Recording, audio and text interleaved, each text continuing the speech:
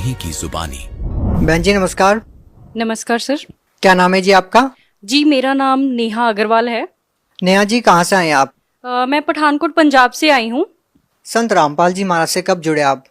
जी मैं संत रामपाल जी महाराज से 17 अप्रैल 2013 में जुड़ी थी। संत रामपाल जी महाराज से नाम दीक्षा लेने से पहले आप क्या भक्ति साधना करते थे? सर संत रामपाल जी महाराज से जुड़ने से पहले हम अन्य देवी देवताओं की भक्ति करते थे और जो मेरे पेरेंट्स थे हम भोलेनाथ जी के पुजारी थे कह सकते हैं आप। और मेरे पेरेंट्स सुबह 4 बजे उठ के मंदिर धोने जाते थे वहाँ पे और यही हम सारी देवी देवताओं को पूछते थे, गुरुद्वारा जाते थे और जो भी रिलीजियस प्लेसेस है हम वहाँ सब पे जाते थे। आप इतनी सारी परेशानियों से गुजर रहे थे, आपका परिवार इतने दुखों से घिरा हुआ था, तो फिर आपको संत रामपाल जी महाराज के बारे में कैसे पता चला? जी संत रामपाल जी महाराज के बारे में मेरे फादर गए थे, कुरुक्षेत्र मेला था वहाँ पे, तो वहाँ पे उनको कुछ बच्चे सेवा कर रहे थे ज्ञान गंगा पुस्तक की, तो वहाँ से उनको ज्ञान गंगा पुस्तक मिली थी और घर ले जाके मेरे फादर ने ज्ञान गंगा पुस्तक पढ़ी और उसमें जो जो लिखा था उन्होंने ग्रंथों से मैच किया कि ये कैसे, मतलब जो भी लिखा है, पहले तो वो बड़े अमेज्ड हुए बातें पढ़ के कि लिखा क्या क्या हुआ है, जो कि हमारे ग्रंथों में लिखा है। गुरु नानक देव जी ने रहस्य बताया है कि वो परमात्मा कौन है जो उनको मिले थे, जो उनको बेई नदी पे मिले थे और जो भी परमात्मा के बारे में ग्रंथों में वर्णन किया हुआ है वो सारा, तो मेरे फादर ने सारा कुछ मैच किया और उन्होंने नामदान ले लिया। आप भक्ति कर ही रहे थे पहले, तो फिर आपने संत रामपाल जी महाराज से नाम दीक्षा क्यों ली? सर ठीक है, हम भक्ति कर ही रहे थे पहले और वैसे तो अकॉर्डिंग टू मी मेरा ऐसा कुछ नहीं था कि मैं कभी अपनी लाइफ में गुरु बनाऊंगी, क्योंकि मुझे ऐसा लगता था कि वो भी तो हमारे जैसे इंसान ही होते हैं, वो भी एक नॉर्मल पर्सन ही है, उनमें ऐसा क्या खास है। मुझे ऐसा लगता था कि मेरे फादर जो हैं, क्योंकि सबसे पहले मेरे फादर जुड़े थे संत रामपाल जी महाराज से और उन्होंने नाम दीक्षा ली थी 2008 और 9 में आई गेस उनको ज्ञान गंगा पुस्तक मिली थी, कुरुक्षेत्र मेले में वो गए थे, तो उस दौरान उन्होंने ज्ञान समझा और उन्होंने नाम दीक्षा ली। बट जब वो घर पे आते थे हमें बताते थे, हमें कुछ नहीं पता लगता था और मेरा इस चीज में बिल्कुल भी इंटरेस्ट नहीं था कि मैं ऐसे साधारण इंसान को, तो ऐसा कुछ नहीं था। नहीं, आप ऐसा क्यों मानते थे कि संत रामपाल जी महाराज साधारण इंसान है? आपके क्या थॉट्स थे उस टाइम पर? देखिए मुझे ऐसा लगता था कि इंडिया में इतने सारे गुरु हैं, ठीक है, तो वैसे ही संत रामपाल जी महाराज है, वो भी एक नॉर्मल इंसान है, तो मुझे तो ऐसे ही लगता था, मुझे उनमें कुछ खास नहीं लगा, क्योंकि ना ही मैंने उनका ज्ञान कभी सुना था, ना ही मैंने उनको देखा था कभी, ना ही मैंने उनके बारे में कोई नेम सुना था, ठीक है। तो आपको संत रामपाल जी महाराज खास नहीं लगे, इसीलिए आप संत रामपाल जी महाराज को एक आम इंसान मानते थे। आपको संत रामपाल जी महाराज खास कब लगे? जी मुझे संत रामपाल जी महाराज खास तब लगे, उसमें एक लंबी स्टोरी है, जो कि हमारा घर इतना बर्बाद हो चुका था, हमारा घर इतना बर्बाद हो चुका था कि मैं आपको बता नहीं सकती।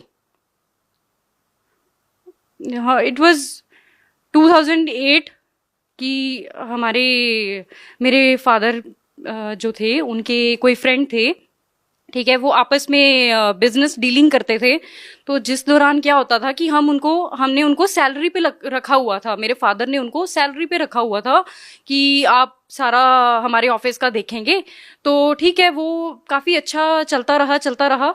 बट एक मोमेंट ऐसा आया कि उन्होंने मेरे फादर को चीट किया एंड उसी दौरान उन्होंने उनपे ब्लैक मैजिक किया और उस दौरान क्या हुआ, मेरे फादर थोड़े अंडर डिप्रेशन आ गए और वो घर से चले गए और ये सिलसिला 6 साल तक चला।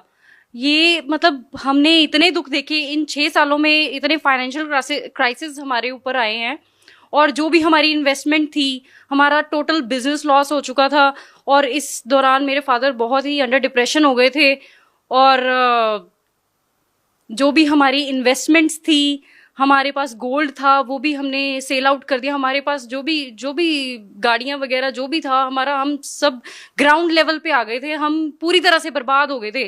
तो जब संत रामपाल जी महाराज का मैंने नामदान लिया था, तो मैंने नामदान लिया, मेरे फादर ने ही हमें घर पे आके बताया था, पहले तो हम मानते नहीं थे। आप ये बताइए, संत रामपाल जी महाराज से नाम दीक्षा लेने वाले हर श्रद्धालु को कुछ न कुछ लाभ जरूर होते हैं। आपका परिवार जब इतनी सारी परेशानियों से गुजर रहा था, इतनी सारी फाइनेंशियल प्रॉब्लम आपको थी, तो उन परेशानियों से आपको कैसे छुटकारा मिला? सर, जब हमने नामदान लिया और हमें नहीं पता क्या हुआ, क्या क्या था, बस हमने सिर्फ भक्ति की। जो संत रामपाल जी महाराज ने हमें मंत्र दिए, हमने सिर्फ वो सच्चे दिल से वो मंत्र जाप किए और हमारी मुसीबतें डे बाय डे कम होती गई। नेहा जी, क्या करते हैं आप? मैंने बैचलर्स इन साइंस किया है and currently I am preparing for banking and other competitive exams. देखिए, आप एजुकेटेड हैं। क्या आप मानते हैं कि आज के इस आधुनिक युग में, कंप्यूटर के युग में, क्या इस जमाने में आप विश्वास करेंगे इन बातों पे कि किसी संत के आशीर्वाद देने से या किसी संत की किताब पढ़ने से कोई बीमारी दूर हो सकती है या कोई नशा छोड़ सकता है? जी, पहले तो नहीं था, पर जैसे ही संत रामपाल जी महाराज से मैंने नाम दीक्षा ली है, तब से मेरे को दृढ़ विश्वास हो गया है कि पृथ्वी पे अगर संत है तो वो संत रामपाल जी महाराज हैं, और अगर किसी भी प्रॉब्लम का सॉल्यूशन कोई कर सकता है तो वो संत रामपाल जी महाराज ही कर सकते हैं और कोई नहीं कर सकता, whether it is related to your health और एनीथिंग एल्स। नेहा जी, यदि संख्या के आधार पर किसी संत की पहचान हो तो शायद हिंदुस्तान में ऐसे बहुत सारे संत हैं जिनके लाखों की संख्या में फॉलोअर्स हैं। आप संत रामपाल जी महाराज को कहाँ पाते हैं? जी नहीं, बिल्कुल भी नहीं। अगर हम कहें कि किसी के फॉलोअर्स बहुत ज्यादा हैं और वही सही हो सकता है, ऐसा नहीं हो सकता। बिकॉज हमें राइट पाथ फॉलो करना है, हमें ये नहीं देखना है कि क्राउड कहाँ पे है। ठीक है, we don't have to follow the crowd, we have to follow the right path and which is shown by Sant Rampal जी महाराज। नेहा जी, हम देखते हैं कि बहुत सारे ऐसे संत हैं जो कहते हैं कि पाप कर्म नहीं करते, पाप कर्म तो भोगने से ही समाप्त होते हैं, जबकि संत रामपाल जी महाराज जी अपने सत्संग प्रवचनों में कहते हैं कि पाप कर्म कर सकते हैं। दो संतों की बातों में विरोधाभास क्यों है? सर देखिए, जो संत कहते हैं कि साधना से पाप कर्म नहीं कट सकते, इसका मतलब ये है कि उनके पास सच्ची भक्ति नहीं है, इसलिए उनकी थिंकिंग ऐसी है। क्योंकि हमारे गुरु संत रामपाल जी महाराज ने तो ये कहा है कि सच्ची साधना से पाप कर्म कट सकते हैं। किस आधार पर संत रामपाल जी महाराज कह रहे हैं कि भक्ति करने से पाप कर्म कट जाते हैं? सर, संत रामपाल जी महाराज ने वेद और शास्त्र खोल खोल के दिखा रहे हैं वो सबको। गीता, कुरान, बाइबल, गुरु ग्रंथ साहिब सब में प्रमाण दे रहे हैं कि वो परमात्मा कौन है जिसने 6 दिन में सृष्टि रची और 7वें दिन जाके तख्त पे जा विराजे। मेरा प्रश्न इन धर्मगुरुओं से ये है, नकली धर्मगुरुओं से ये है, कि वो कहते थे कि आपके पाप कर्म है, ये जो आपको दुख है, ये आपके पाप कर्म है जो आपने किए हैं, ये तो कभी कट ही नहीं सकते। तो अब संत रामपाल जी महाराज से जब से मैंने नाम दीक्षा ली है, तब कैसे कट गए? बताइए मुझे, कैसे कट गए? मेरा मानना ये है कि अगर हम शास्त्र अनुसार भक्ति करेंगे तो हमारे सारे पाप कर्म कट सकते हैं। आप भगत समाज को क्या संदेश देना चाहते हैं? जी, मैं भगत समाज को यही संदेश देना चाहती हूँ कि आप संत रामपाल जी महाराज के ज्ञान को समझे, उनको एक बार सुनिए जरूर, उनका सत्संग जरूर सुनिए। अगर आप नेगेटिव वे से भी देखना चाहते तो देखिए जरूर, वेदर इट्स पॉजिटिव और नेगेटिव, वो आपका अपना डिसीजन होगा कि आपको वो सही लगते हैं, वो गलत लगते हैं। आप देखो तो सही एक बार कि वो कह क्या रहे हैं, what he is trying to convey the message. अच्छा, हम आपसे ये जानना चाहते हैं कि संत रामपाल जी महाराज से नाम दीक्षा लेने से आपको क्या क्या लाभ मिले, क्या क्या अनुभव हुए? जी, सबसे बड़ा लाभ संत रामपाल जी महाराज से नाम दीक्षा लेने के बाद तो हमारा ये था कि हमारा घर जो नरक बन गया था वो पूरी तरह से संत रामपाल जी महाराज ने स्वर्ग बना दिया है।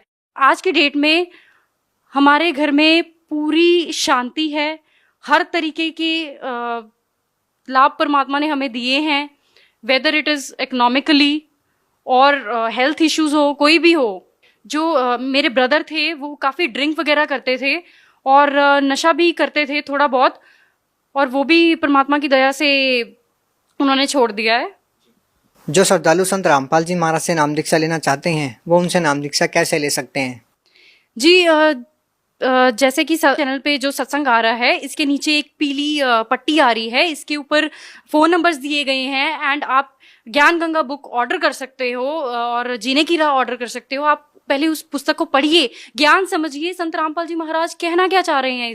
तो फिर आप उसके बाद सब कुछ सोच समझ के संत रामपाल जी महाराज की शरण में आइए और अपने दुखों का निवारण करिए। जी धन्यवाद।